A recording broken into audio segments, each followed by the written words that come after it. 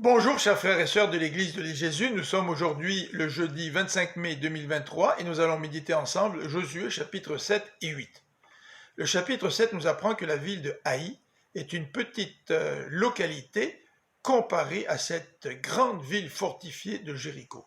Le peuple envoie donc seulement 3000 soldats pour l'attaquer. Mais, ô surprise, ce corps d'armée subit une défaite cuisante. Josué et les leaders du peuple se plaignent devant l'Éternel. Pourquoi une telle défaite? Les Cananéens vont reprendre courage. Dieu va leur répondre en leur disant « Je ne serai plus avec vous si vous ne réglez pas le problème. Je vais demain identifier le coupable par tirage au sort. Purifiez-vous donc, demande l'Éternel au peuple. » Le lendemain, le sort tombe sur Akan et sa famille. Akan avait gardé pour lui une partie du butin qui était dévouée à l'Éternel et qui aurait dû dans sa totalité être donnée au Seigneur.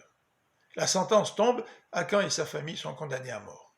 Au chapitre 8, le verset 1er débute ce passage par ces paroles « N'aie donc pas peur, dit l'Éternel à Josué. Malgré l'échec, je vais te donner la victoire. » L'Éternel communique à Josué son plan, c'est-à-dire dresser une embuscade. Josué et le peuple suivent les indications de l'Éternel et obtiennent une grande victoire. Le chapitre 8 se termine par une lecture de la loi devant toute l'assemblée, versets 30 à 35. Et le peuple renouvelle leur engagement, son engagement envers l'Éternel. Il s'engage à obéir à la loi. Enfants, hommes, femmes, tous renouvellent leur engagement vers l'Éternel. Ces deux chapitres nous présentent 3 leçons. Voici la première.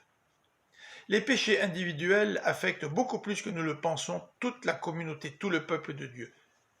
Nous sommes tellement individualistes que notre vie ne concerne que nous-mêmes. C'est ce que nous croyons. Mais ne nous trompons pas, ce n'est pas le cas. Notre péché affecte les autres.